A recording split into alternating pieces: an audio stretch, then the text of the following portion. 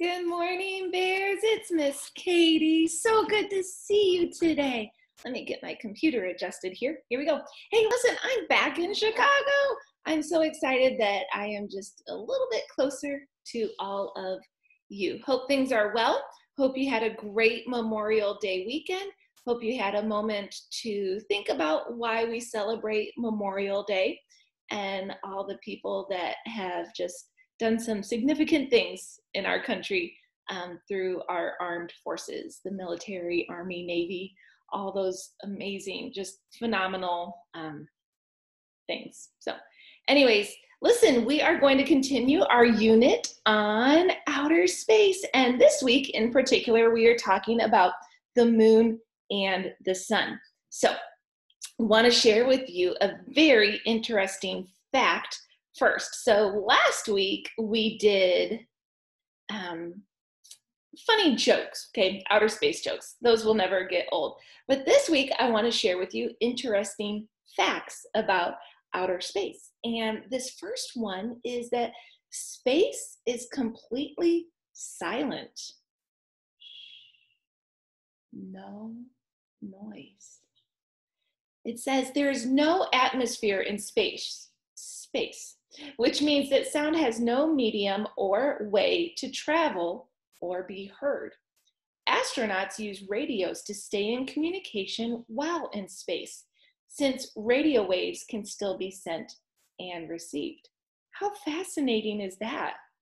There's no sound, all right?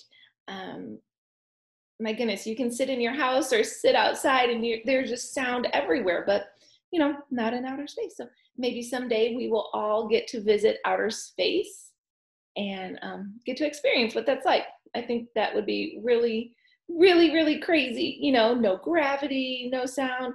All right, it would definitely be out of this world. No pun intended.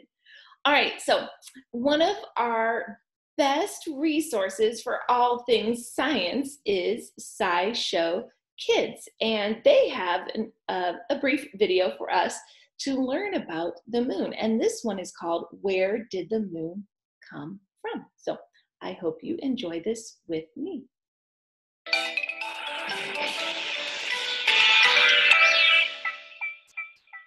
Hey Squeaks, what you looking at?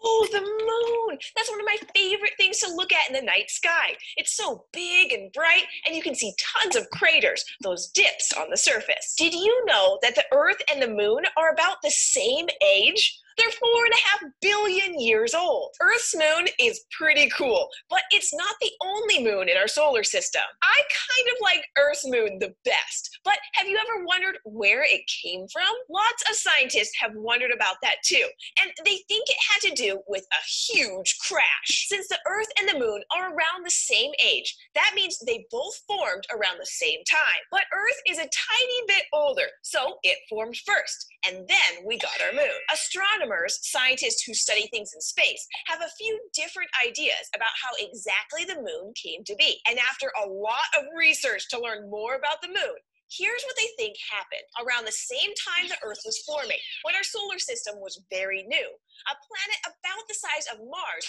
crashed into the Earth. As that enormous rock, which astronomers sometimes call Theia, collided with the Earth, it would have made a huge impact, way bigger than any meteor crater. This crash was so powerful that rocks and other pieces of the Earth were launched up into space. Eventually, these rocks began to stick together and form what we know as the moon.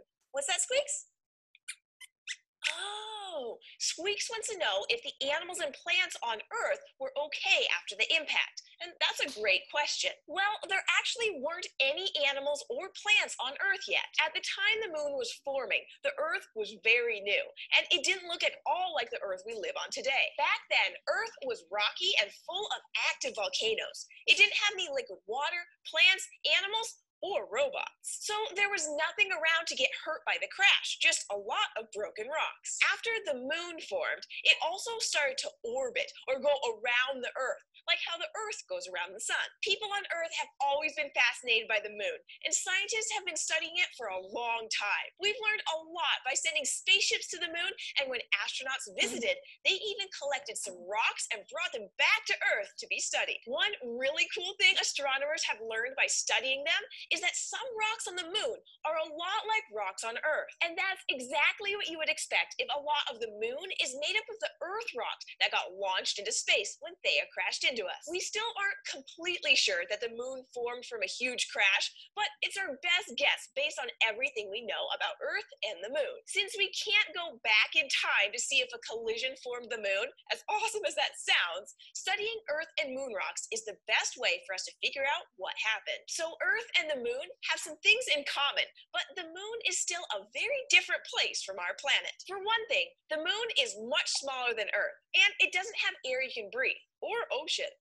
And it's covered in craters. Those come from tons of giant asteroids hitting the moon billions of years ago. Today, the moon is over 400,000 kilometers away from the Earth. That's a very long trip. It's about the same as going all the way around the Earth 10 times. So the next time you see the moon in the sky, you'll have an idea of how it got there. Thanks for joining us. If you want to keep learning and having fun with Squeaks and me, hit the subscribe button, and we'll see you next time here at the fort. Here at the fort. All right. You know, did you catch what she said? You know, we aren't completely sure how all that happened, but you know what? That's the fascinating thing about scientists. And maybe someday you will be a scientist as well. After you go to school, after you go to elementary school, middle school, high school, college, you can be a scientist and continue to study such amazing things, you know? But that's what the neat thing is. They're always studying, always learning new things about our Earth, the sun, the moon, our solar system. And they just use their best guesses and knowledge to figure things out, which is pretty cool. So someday, I know some of you will be doing that. So anyways, well, that is it for today. Remember, we have a Zoom meeting in about an hour and a half, 11 o'clock.